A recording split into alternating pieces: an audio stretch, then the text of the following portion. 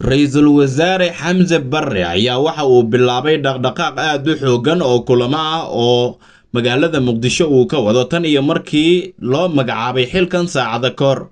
Ra'iisul Wasaaraha magacaaban ee Soomaaliya Mudane Xamse Cabdi Barre oo kulamo ka bilaabay magaalada Muqdisho ayaa waxa wadahadalkii ugu horeeyay uu la yeeshay madaxweynaha dowlad goboleedka Hirshabelle.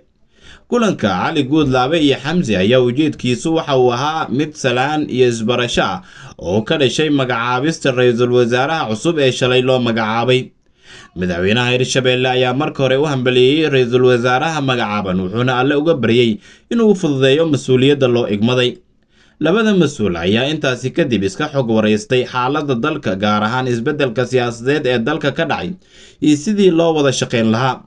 Sidoo kale waxay diiradda isla saareen waxyaabaha hortabinta u ah waxqabadka xukuumadda cusub oo ay ka mid yihiin gurmashada dadku abaaruhu ay saameeyeen amniga dalka iyo arrimaha la xiriira dib u heshiisiinta.